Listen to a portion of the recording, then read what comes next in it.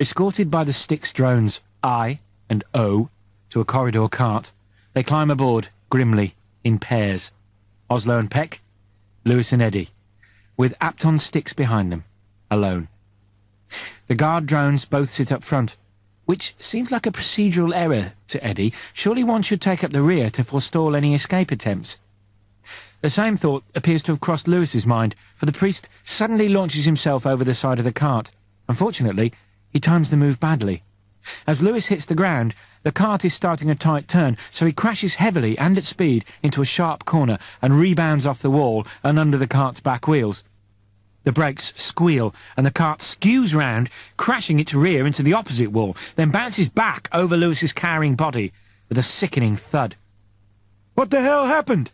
The O-drone is out of his seat and racing to the back of the cart. He finds Lewis pinned under the rear wheel and crouches beside him. "Father, sir, are you all right?" Through his pain, Lewis manages, "Never better. Thank you, Obadiah. I'd probably feel even better if you could lift this vehicle off my rib cage." The drone grabs the rear of the cart and lifts it clear of Lewis's chest, passengers and all. Lewis farts involuntarily and rolls clear. The drone sets the cart down again and kneels beside the stricken priest. "What happened?" Apton Styx volunteers. "I think he was trying to escape." "Why? Is he in some kind of trouble?" "Yeah, he's under arrest." Apton looks round at his fellow prisoners. "We're all under arrest." "What for?" Eddie decides to interrupt.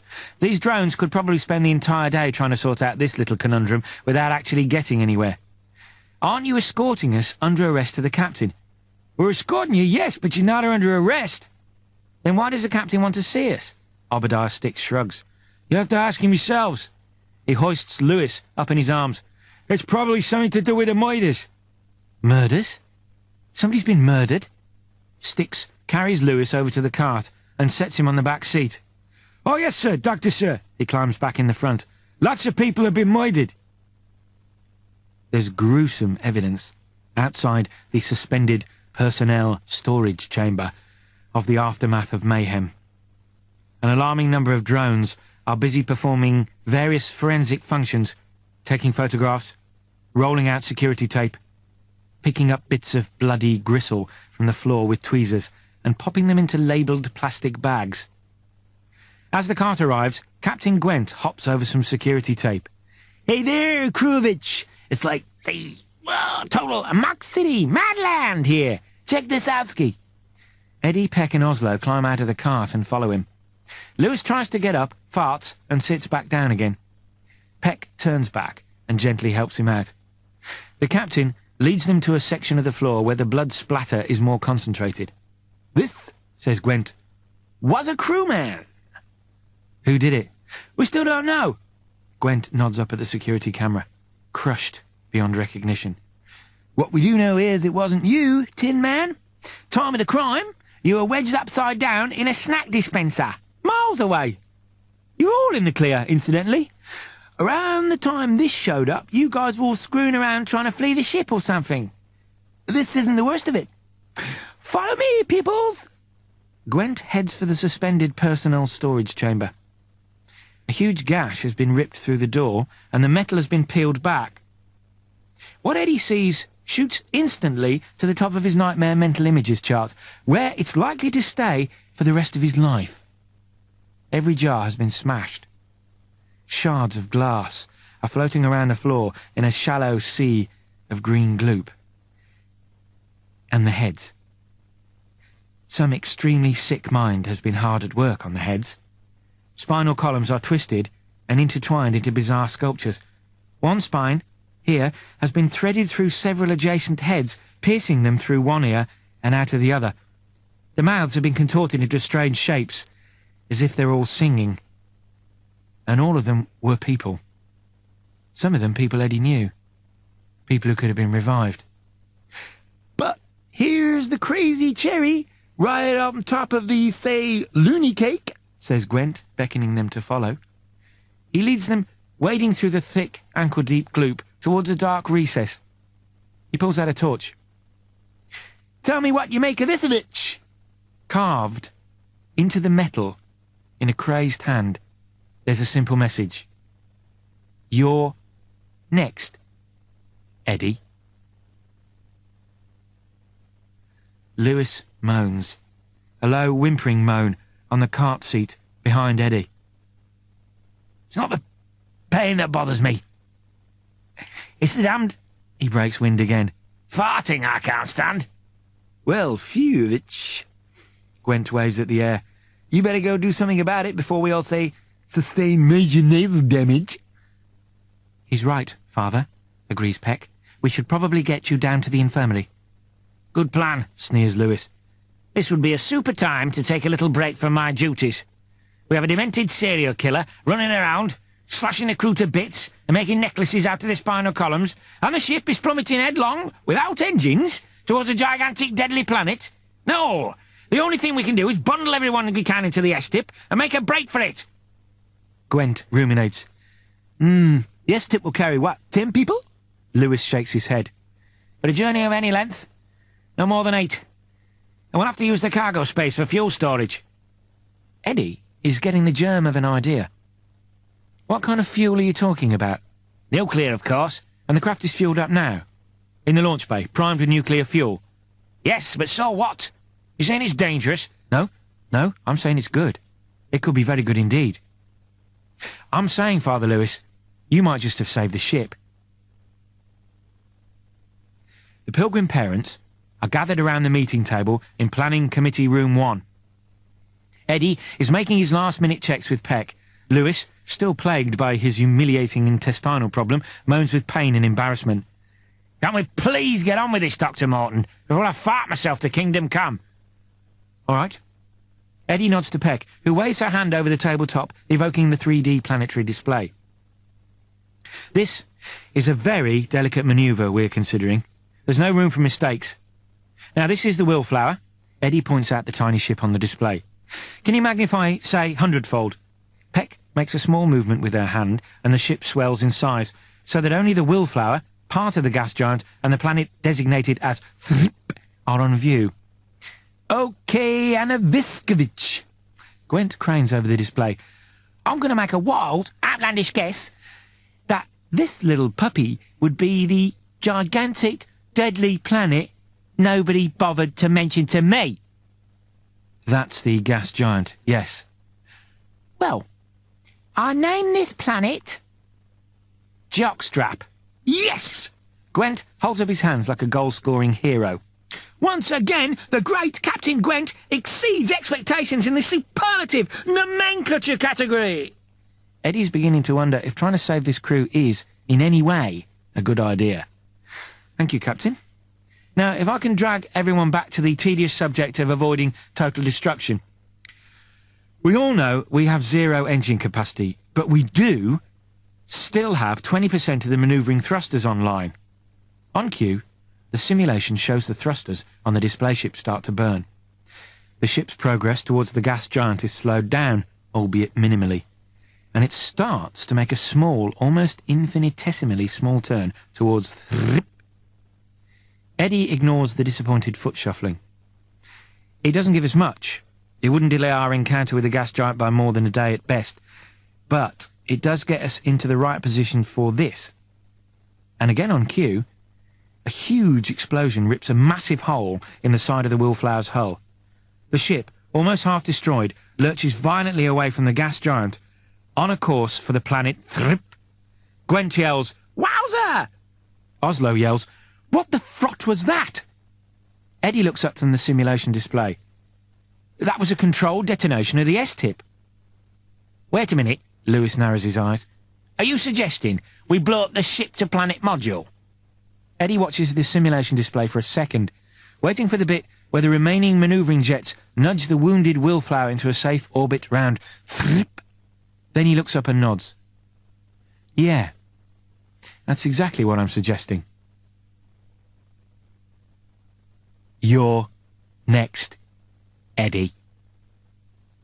Eddie's in the navigation centre, trying to coordinate the elaborate operation. There's plenty to occupy his time in the lead-up to the execution of what is rapidly and embarrassingly becoming known as the Morton manoeuvre. The explosion has to be timed to a nanosecond. The thrusters have to be positioned with microscopic precision, and they're firing synchronized perfectly. One small error, and the attempt will fail spectacularly. Still, even with all this pressure, somehow he manages to find spare mental moments where that chilling, scrawled promise pops unwelcomed into his head. You're next, Eddie. He sees it in stark relief, ripped insanely into the metal of the chamber wall. And who can it possibly be? No one on board knows his real name. No one ever knew it. Dr. Morton, sir, we have a problem. Apton Sticks is standing by the comms panel, one hand covering the microphone on his headset. A problem? This is not a sensationally good time for a problem, Mr. Sticks. There's been another murder. 2, actually. Methuselah and Nebuchadnezzar Sticks. Close to the S-tip bay. Hacked to pieces. Body parts everywhere. The investigating officers want to carry out forensic searches. They want to know if you can delay the maneuver. Sorry, Apton, there's only a very small window of opportunity if we're going to stand a chance of making this work. Sticks nods. That's what I thought. I'll pull the team out. Oh, there is one more thing, sir. He left another hieroglyphic. Shall I punch it up? Please, yes. A security camera image appears on Eddie's monitor. Another message, carved in the same way, with the same fury into the wall. Die, Eddie. He looks over at Oslo, who's peering at the scrawl. Quietly, Eddie asks her, "Would you like to tell me who it is?" Oslo's features all try to get away from her nose at once. She recovers swiftly, but the damage has been done. There's another revival suit, isn't there? Someone else survived the resuscitation procedure. Oslo doesn't say anything, but her silence is confirmation enough. Who? We told you. We resuscitated a lot of people before we got to you. You said you tried. Unsuccessfully, you said. They were unsuccessful. Everyone we revived, they all went insane. Their brains just couldn't take it. They died. The others, we had to remove them from the suit. They died too. But one of them didn't die. He wasn't like the others. He was violent, murderous. He attacked us. Thank God he only had partial mobility. And he got free? We had to run. I mean, he was berserk. Screaming, slashing. We ran all right. We came back with some seriously well-armed drones. I mean, high-power laser drills, rocket launchers, you name it. But he'd gone. We looked for days, but he'd vanished. We assumed he'd died like the rest of them. We didn't try it again. Not for a long time. Then we were getting desperate. We started to use better control methods. The sedatives, says Eddie. The virtual paradise. Oslo nods. And it worked. So, the violent one, what was his name? I don't know. Eddie never gets time to ask her again, because right at this moment the captain walks into the control centre, and with Kirkian casualness, takes up his seat in the centre of operations. This is it, peopleoids. Detonation in 200. Eddie looks around at the crew, all eyes glued to the monitors. In a little over 3 minutes their fate will be decided. Live or die. That simple. 180! There's a distant blast, like a small explosion. Eddie looks up at the monitor. Something has clearly gone wrong, but what? Lights are flashing, sirens are whooping, Peck is yelling, "The A-word! The A-word!" Her hands are waving manically over her controls. Eddie yells too above the sirens and the shouting behind him. "What's that? The what word?" Oslo glances up from her console. "Abort! She's saying abort!" Peck's hands don't stop moving, but she yells at Oslo, "Didn't I beg you never to use that blasphemic expression?" Gwent's eyes rake the workstations. "What's going down here?" "It's the S-tip," says Oslo. "Somebody's launched it." Eddie's first thought is the killer took it. Then another thought strikes him. Lewis! Oslo strides over to Styx's surveillance station. It can't be. He's in the operating theatre. He's undergoing stomach surgery. She pokes up the medical bay cameras. The theatre's deserted. Oslo calls, "Incoming message," and Lewis's image appears on the monitor, sitting in the S-tip cockpit. His forehead is speckled with sweat, and a blood-soaked bandage is crudely wound around his midriff. Apart from that, he looks fairly chipper. "Sorry about scooting off without saying goodbye. The problem is, you all seem to have gone bloody mad, and I was afraid you might try and stop me." "Congratulations, Padre," says Eddie. "You've killed every single member of the crew." Lewis grins. "Well, not every single member." He leans to the side. A blonde woman Eddie doesn't recognise is seated behind the priest. She giggles and waves at the lens. There's more giggling off camera. "I managed to rescue 1 or 2 lost souls from the sexual recreation centre." "You saved the ship's prostitutes." "We're all equal in the sight of the Lord, Dr. Morton. And let's face it, there is much multiplying to be done. Now, if you'll excuse me, I have to navigate this little baby to the planet Lewis." He grins at the camera again and genuflects playfully. "God bless," and his image blinks off. Gwent looks around the room. "That's it then." We're like, duh, out of options. "This is probably a totally dumb suggestion." All eyes turn to Apton 6. He looks around nervously. "So I guess I won't bother making it." "Go ahead, Apton," says Eddie. "Let's hear it." "I was thinking that we could maybe try a spacewalk. See if we can repair one of the engines." The deck judders. All eyes are raised to the ceiling as a jagged rent snakes across it, and as quickly as it started, the tremor is over. Gwent looks down from the leering crack in the ceiling and over at the drone. Morton, Sticks, get out there and die for your vessel. A few minutes later, Eddie's in the airlock, watching Oslo check the seals on Apton Styx's spacesuit. He wishes he had to wear a suit, so she could check his seals as well. Eddie's grown strangely and asexually fond of Oslo, for no good reason he can fathom. He can't think of 2 consecutively pleasant words she's expended on him in their entire relationship. Still, it would break his heart if this were the last opportunity he ever got to hear her put him down. She runs her fingertips one last, unnecessary time along Styx's helmet join. "All right, Mr. Styx. The important thing to remember is you'll be travelling at a relative velocity to the ship. Try to cling to the hull at all times, and don't use your jetpacks unless you absolutely have to. Do not become detached from your umbilical cord. You'll never be able to match speed with the ship again, and you're effectively dead. Clear?" Eddie feels an uncomfortable bubbling where his stomach should be. "Nice pep talk, Coach." He waddles round to face Styx. "Okay, let's get out there and have some fun." The drone grins broadly. "I'm so excited! I've never been on a suicide mission before." Eddie closes his eyes and fights off a small urge to throttle the man. "Really? Me neither." Finally, the hissing of escaping air stops, and there's a whirring sound overhead. Eddie looks up to see the wheel on the outer airlock door spinning. The circular door clunks open onto the astonishingly blackness of space beyond. Eddie leads the way. He places his pincers gingerly on the sides of the metal ladder and starts to raise his foot. He finds it easier than usual. In fact, his foot won't stop raising. He's weightless. He's concentrating so hard on coordinating his body movements that he's actually halfway out of the ship before he registers the view. Suddenly, he feels very, very small. The vast hull stretches out in front of him endlessly. It goes all the way to the horizon.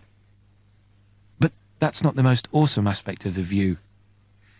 Beyond the hull, there's a large, brilliant moon bathing them in its stark glow. Eddie feels if his arm were just twice as long, he could reach over and cut out a chunk. And even that's not the most awesome aspect of the view. Because beyond the moon, there's this gas giant taking up most of the visible sky. The Willflower appears to be so close to it, the idea they might somehow steer away seems faintly comical. It looks like they're already on the final approach for an easy landing. Eddie tries to ignore the view and scans the hull's surface for some identifying features. He sees lots of damage, lots of rips and tears, folds and twists. "Oslo, are you getting these images?" "Yes. None of it seems to match up with our models." The damage looks much, much worse than Eddie had feared. There seems to be barely a centimetre of the ship that's untouched by it.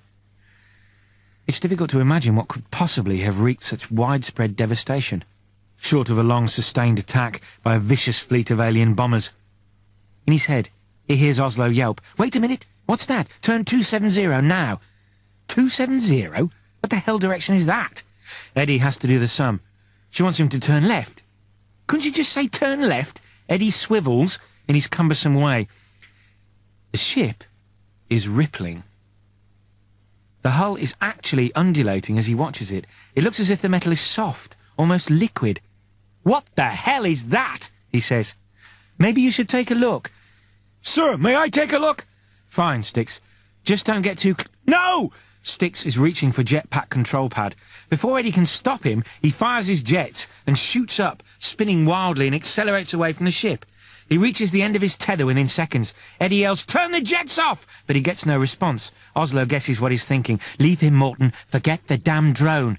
But Eddie's already making his way back to the tether line as quickly as he dares. He reaches Sticks's cable. The hull it's attached to is forming into a disturbing bulge. Even as Eddie is stretching his claw out towards the line, the bulging metal, surrendering to the pressure, snaps cleanly away. Somehow, Eddie manages to grab the snaking cable without snipping it in two. The relief this inspires in him is momentary, as the drone's jets drag them both away at neck-breaking speed. Eddie scutters along the hull, crashing into poles, bursting through thick plates of jutting metal and bouncing off girders. This isn't good, he's thinking. If his visor cracks, if his suit springs a leak, he should let go. He really should. Oslo is screaming for him to let go. In the background, he can hear others offering similar advice at a similar intensity. But if he lets go, then Apton Sticks will spiral off into space, will die, slowly and alone. And Eddie would never be able to forgive himself. But now he's heading towards something very large.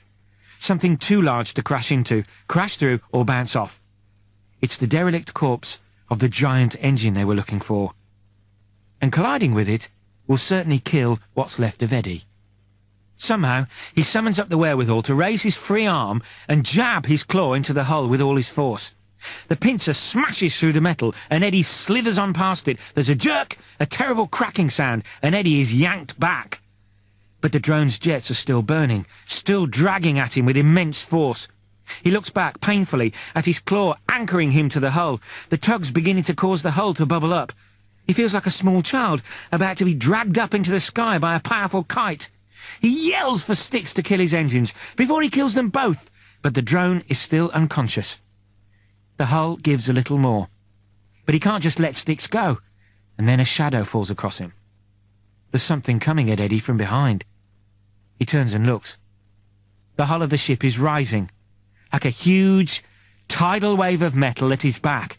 The tidal wave stops at its peak and seems to hover there, looming over him for just a brief moment, and in that brief moment, understanding hits Eddie between the eyes. The ship, he says, and with incredible swiftness, the metal wave collapses down on top of him. In the control centre, the crew are looking at dead screens and listening to dead silence. Gwent pops his brace out and back in again. I don't know what happened out there, but it definitely falls into the not good category. What was he saying?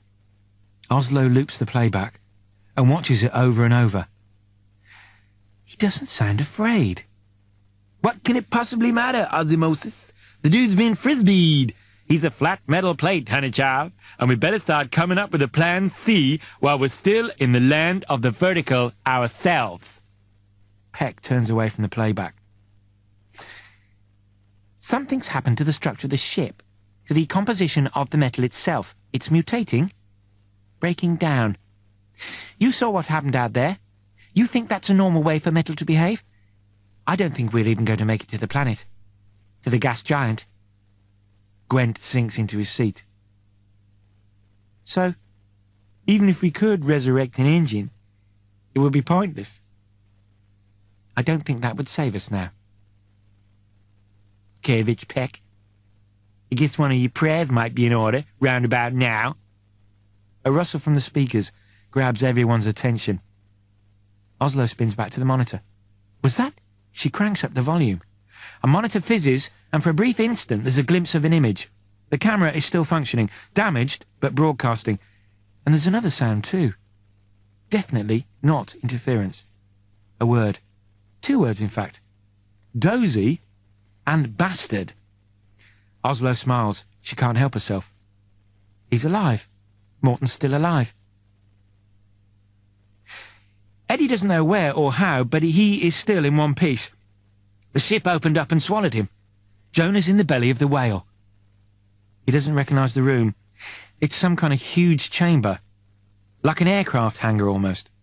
The roof seems to be intact. Can't see any rips or holes in it. In fact, as far as Eddie can tell, there are no doors or windows anywhere. In the top corner, to the back of him, a flame seems to be roaring. It sticks. His jetpack's still jammed on full throttle. The thrust is pressing him against the roof. Eddie calls out, but he gets no response. It's a long drop if the jet's cut out suddenly, and he can't have much fuel left. Eddie calls again louder. Wake up! Wake up now, you dozy bastard! But the space-suited figure remains inert and unresponsive. Then there's a sound one Eddie has learned to fear, the sound of tearing metal. Slowly, wincing with the effort, Eddie turns towards it. It comes again. Metal on metal. And simultaneously, at the far end of the room, the wall bulges inwards. Something is trying to get into the room. Something very strong. Another blow. This one breaks through the metal, creating a jagged vertical rip. Then something moving, a reflective surface about head high. Whatever it is that's trying to batter through the wall is looking through, looking at Eddie. Then there is a high-pitched, inhuman scream, a yelp of delight. I can smell you, Eddie! Fee, fi, fo, fum! Another blow widens the tear, and Eddie's tormentor bursts through the wall. For a moment, Eddie thinks he's gone mad, because it's him. But it isn't him, of course. It's someone else in a revival suit. And on top of the body, through the conical helmet filled with gloop, the illuminated head grins madly. Remember me, Eddie? We have a little appointment. You and me. Eddie can't help but recognise him now. Mr. Pinksocks has come to collect Eddie's life. And Eddie remembers now. He got out of the transway at the garden station.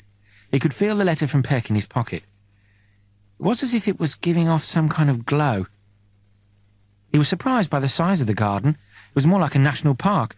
There were forest areas as well as huge tracts of cultivated zones. There was a lake even. It was very peaceful, Eddie recalls now, and very deserted. He found the rose garden and looked around, but there was no sign of Miss Peck. He heard a rustle in the bushes. He turned towards it.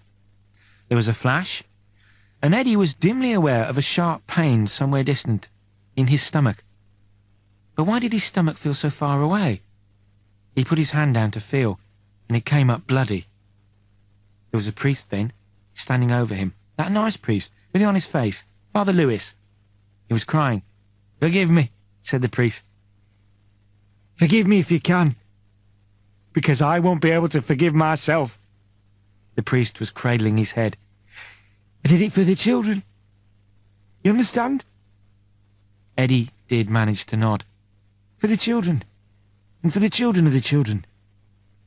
You won't die, they'll preserve you, but it's the same stain on my soul. I accept that. Eddie smiled. I have to go. I'm sorry, I need this. He took the note out of Eddie's pocket. Eddie's love note. It's mine. They could trace it back to me, and I can't allow that. Not just yet. There's still work to be done. You understand? The priest laid Eddie's head down tenderly and stood. Forgive me. And he was gone.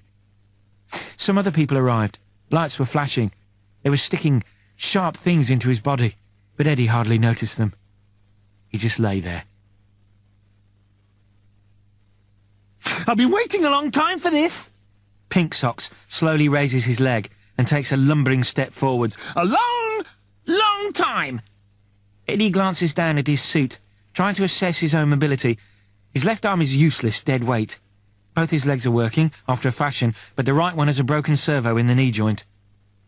He wonders if he should back away a step, but he'd rather not try. He doesn't want to give away any hint that his suit might not be operating at 100% efficiency. Eddie's eyes are darting around. He has to generate some sort of a plan, but the room is empty. Pinksocks takes another step forward and raises his arm. Suddenly he spasms and his head twists sideways. He screams in pain, his pincered arms cocked at odd angles. Slowly, the pain seems to ebb away. Ouch! You get that, Eddie? Those twinges? "What's the point of this?" says Eddie. "Why would you still want to kill me?" It's my job, Eddie. "For some money I'm supposed to have taken centuries ago, from people who died in another time, in another solar system." There's a faraway look in Pink Sock's eyes. Those two are next. The sons of rabid bitches who hooked me up. That priest. I never killed a priest before. Think that'll affect my immortal soul, Eddie? In a negative way? I'll do the girl first. She's kind of pretty, I think. When she's not screaming in horror, she has a cute face. I'll probably keep that. I'll rip it off very carefully. I like to take a memento now and then." He launches himself sideways with amazing agility, and in a second he's circled behind Eddie and out of sight. Eddie starts to twist his body round to follow, but too slow. He feels a tug, and there's the sound of metal snapping, and by the time Eddie turns back, Pink Socks is standing in front of him, grinning. Between his claws, he's holding Eddie's right arm, severed at the elbow joint. Ta-da! The monster stoops in a mock bow, sweeping his free arm across his middle. I thank you. You may applaud. He looks up in mock surprise at Eddie's severed arm. Whoops! I believe this is yours, Pilgrim. Would you like it back? He swings the arm down viciously. Eddie tries to duck, but the claw catches him cruelly on the side of the helmet, sending him down. He thinks he's probably blacked out for a second, because the next thing he knows, he's lying on his back, and Pink Socks is straddling him, one claw around his throat. Wake up, Eddie. Rise and shine. You don't want to miss the big finish, do you? The claw raises. He's going to smash the visor. And he freezes. A puzzled expression seems to cross his face. He twitches. His features contort in pain. His head performs a series of sharp jerks. He starts shaking. He crashes to the floor, limbs convulsing. Then the beast raises itself to its hands and knees. It stands. There's a watery sound. Pink Socks turns to face Eddie. His visor is shattered. His gloop is dribbling away. He starts to choke. He's drowning in air. His claws clasp around his naked throat. Forgive me, Father, for I have... The claws snap shut, and the head rolls out of the helmet and lands by the feet of the suit. Its tongue lolls out, and its upper lip sneers back. Sing! Eddie spends a long time staring at the severed head in case it rears up and bites him. Finally, even Eddie begins to accept the head is not going to sprout legs and make a mad dash for him. He hears a sound from over by the wall. Apton Sticks has jetted down from the roof. Eddie tries to raise himself, at least enough to crawl towards the drone, but it's hopeless. There aren't enough connections left between him and the suit. He's helpless. He's a head and a spine trapped in so much scrap metal. Then he hears a voice. Strange, almost unreal, echoing. It's calling his name. Eddie? His first thought is that it's Oslo, or somebody else from the control centre, but it can't be. None of them know his name, his real name. Where did it come from? It sounded close, very close. Eddie looks around as far as his injuries allow. No one in sight. The head hasn't moved, has it? He's staring at the head with deep mistrust when the voice comes again. Eddie? This time, it sounds as if it's actually inside his helmet. Eddie's eyes sweep the room slowly. Who's there? But there's no reply. He hears a rattling sound from the vicinity of Pink Sock's suit. What now? Is that coming back to life? Is he going to be smashed to death by an uninhabited bodysuit? Suddenly, from behind the lifeless suit, Eddie's own severed arm starts to rise up in the air. It hovers there, impossibly, for a few seconds, quivering, then hurls itself towards him. There's a clunk, and he jerks back involuntarily. He looks down. The arm has attached itself to his stump.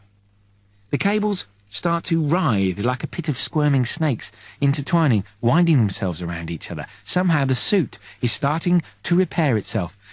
Relax, Eddie. You're going to be all right. Where are you? Who are you? Where am I? I'm all around you. Who am I? Well, that's more difficult.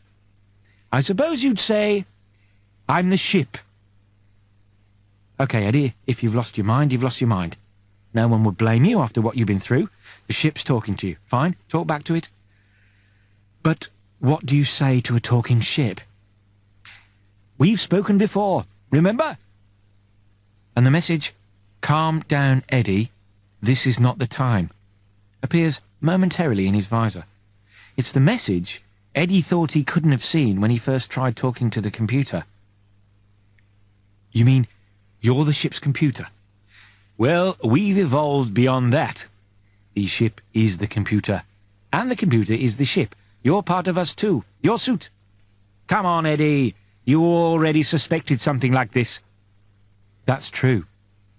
Up there, out on the hull, before the ship engulfed him, he remembered something the professors said. Engineerial evolution. The entire ship was built from a self-repairing organic material. The original Gwent had told him that. At some point, it evolved beyond self-repair. It acquired the ability to improve itself. Eddie becomes slowly aware that somebody has appeared on the periphery of his vision. A figure. He turns towards it.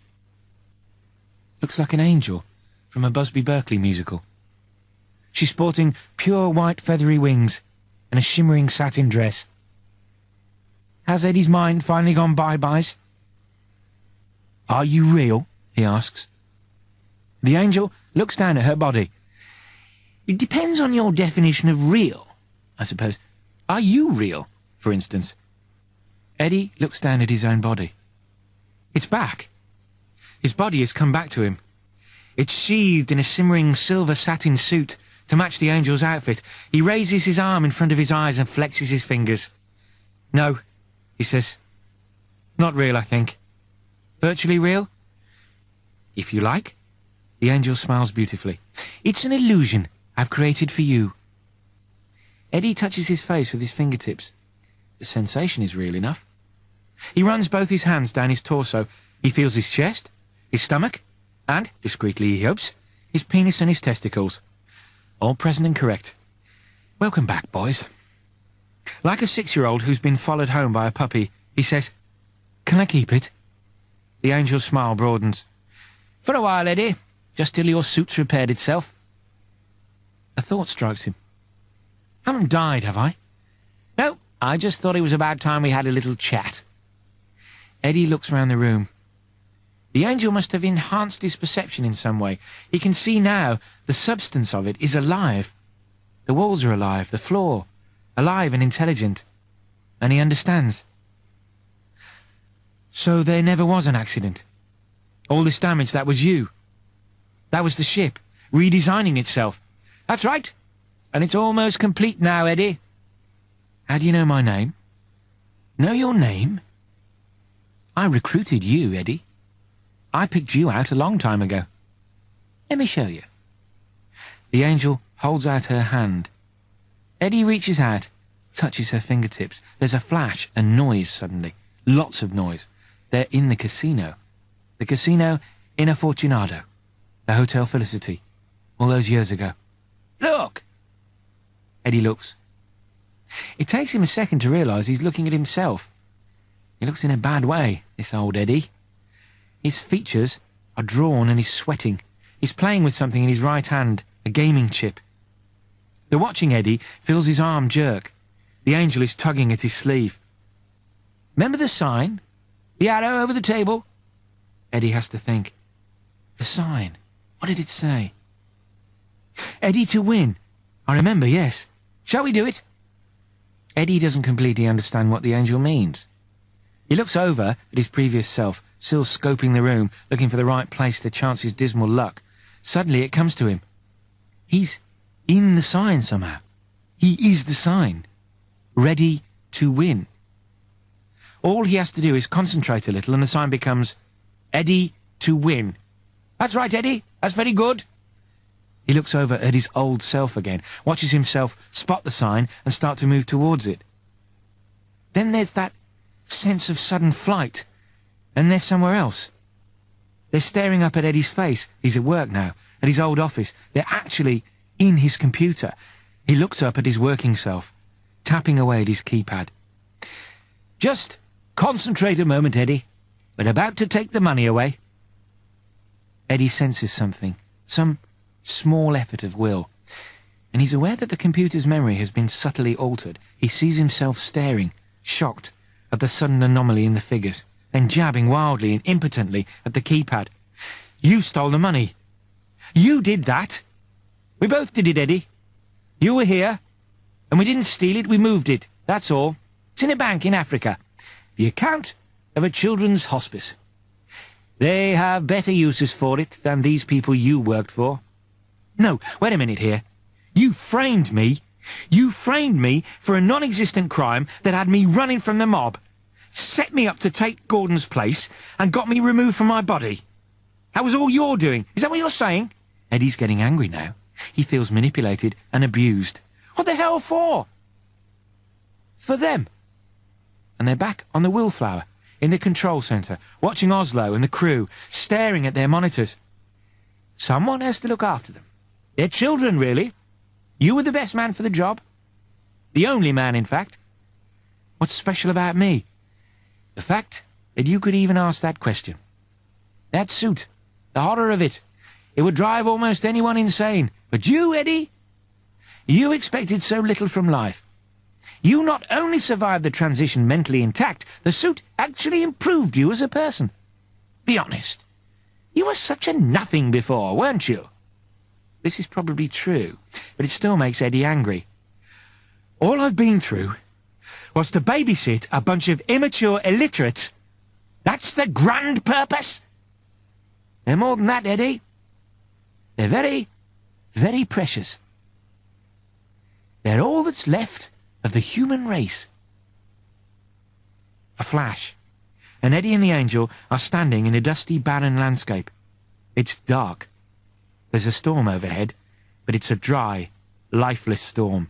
It looks like an alien world, but it isn't. Eddie knows where this is. Earth, he says. It can't surprise you too much. You saw how things were going. The entire species? Extinct? The angel nods. All except for the crew of the Willflower. She looks up at him. It doesn't have to be this way, Eddie. We can choose another alternative. One where the money never goes missing, and you live out your life on Earth. And the human race? The angel looks away. What kind of option is that? Eddie goes back to live out his nothing of a life, in his invisible, wretched way, and his species expires. He looks out over the dry, dead panorama, and sighs a long, heavy sigh. No. I think we'll keep things as they are. The angel smiles at him and nods. Captain is about to revive. I have to send you back now. She waves and vanishes, and Eddie's back in the suit. But he feels different now. Better. He tries moving his right arm, and his right arm actually moves. He evokes the impulse to raise his left leg, and his left leg really does rise. The connections are right now. The ship has managed to rewire him. He hears a groan. Styx is trying to get up. Eddie bounds over to him. He kneels and slides his claw under the injured drone's neck. The floor he's kneeling on starts to curl up around them. Eddie doesn't try to resist. He trusts the ship to take care of him. The floor forms itself into a tunnel, a tube. He's slipping down it, Styx safely in his arms. And suddenly, they're back at the control centre. Peck's there, and Oslo, and Gwent. They're facing him, looking puzzled. Their mouths are forming questions. Eddie takes a step towards them and holds up his hand. Questions later. We've got a lot to do. There's a planet to colonise. Let's get to work. There's a jolt as magnificent engines kick into wonderful life. The good ship, Willflower, peels away from Jockstrap and heads towards humankind's new home.